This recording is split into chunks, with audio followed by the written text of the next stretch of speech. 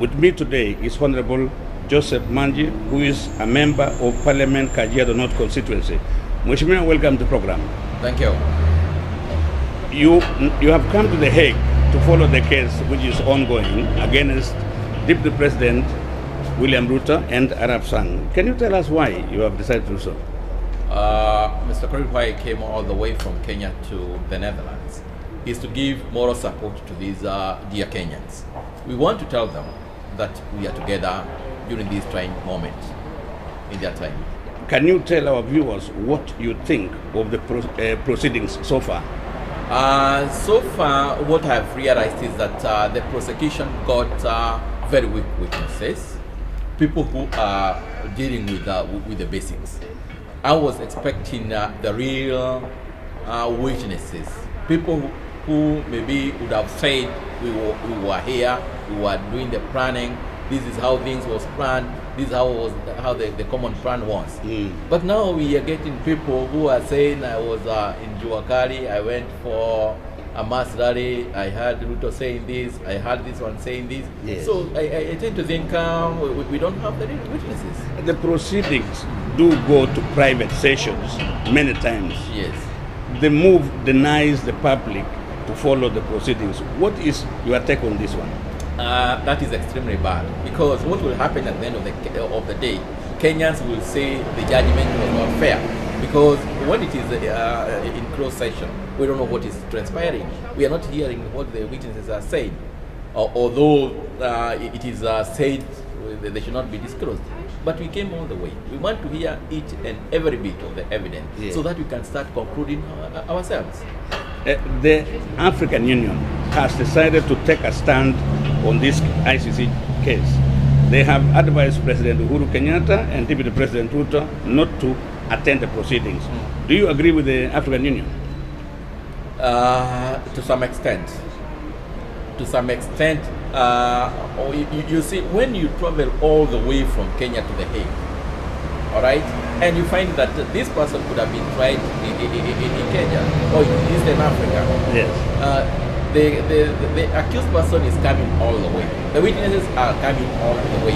It's like now Kenya is taken all the way from Kenya, and you know it's the distance between Kenya and the Netherlands to be accused here. So I tend to think, to some extent, a solution should be found. I'm not saying that the case as per se is bad, because at the end of the day it's a court of justice. Yes. But it's the circumstances that are there. As the case progresses, it seems to open wounds between the Kikuyus and the Kalenjins. What can you say this is doing to the country and the peace already achieved by the leaders from the two communities?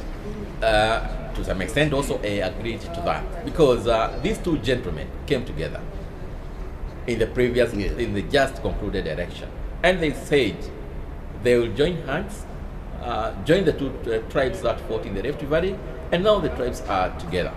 When we come to the case and then we hear what we want to forget, and human beings are human beings, they are likely now to start rebelling again. Although when we go back, we try to tell them that is not the case, and I would like these two communities to vote together in the future, because that's when you get really real democracy. When the two tribes are together, then the country is more stable, more organized. And let me tell you, these two tribes have very many things in common. They have land in common, so they can stay in war because there's something they can fight for, as opposed to the Kikuyus and any other tribe in the country. So I tend to think what we have achieved so far, these people should not divide. If the main idea behind the ICC is to support Africans, this is the time it should exclude these two gentlemen, because they have done wonders in our country. You are a member of Parliament now. Parliament is planning a pull-out of the Rome Statute. Will the pull-out contribute to difficulties for the accused in this Kenya case? Let me say I support the withdrawal, but not immediately. All right? It should be given time. If we find extremely this case cannot change, it cannot change the approach, then definitely the country should withdraw, and African countries should withdraw. There's always time to change. They can see the possibility of conducting these cases on case basis, all right? Yes. Like a case where the president of a country is involved, all right? Bringing the president all the way from Kenya to this place, I think it is not fair. Please summarize what you think about the whole case, giving us your opinion on whether you think the deputy president and the president may be convicted in the end. And yet it seems the prosecution is relying on cooked evidence and coached witnesses. Let me tell you, it might turn the other way. We have come here, we have seen no evidence, all right? And actually, in the process of crushing the witness, we are opening our country to external forces. I have seen the lawyers of Ruto has really rubbished the evidence, and it has been seen properly there is no evidence.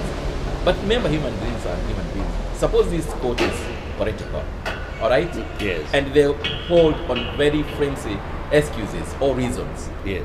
What will happen if they sentence somebody? What will happen to Kenyans? Will this case support the Kenyans?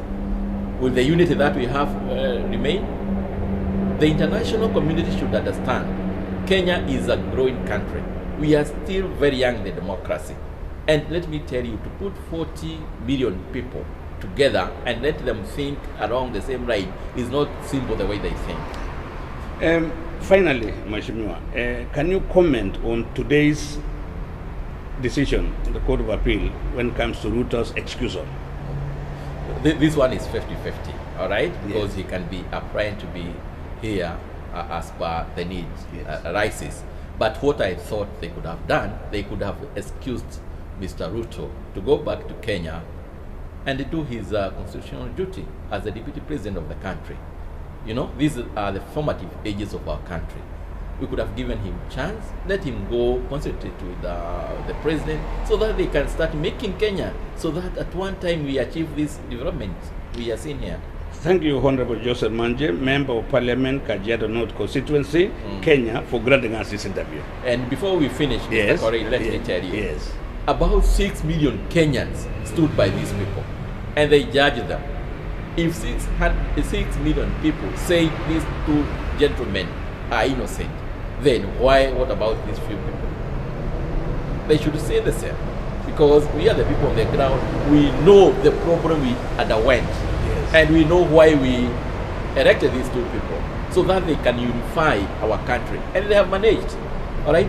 So they can support them. Let them not put them asunder. Now that you have brought that point, do you think, because we know the president has been given excusal, Yes. the deputy president has not been given excusal, Yes. do you think this might bring a rift between the two leaders? No, these two gentlemen have very good chemistry. They are together. I have no doubt in my mind they are together, and they will be together. They will support each other to the hilt.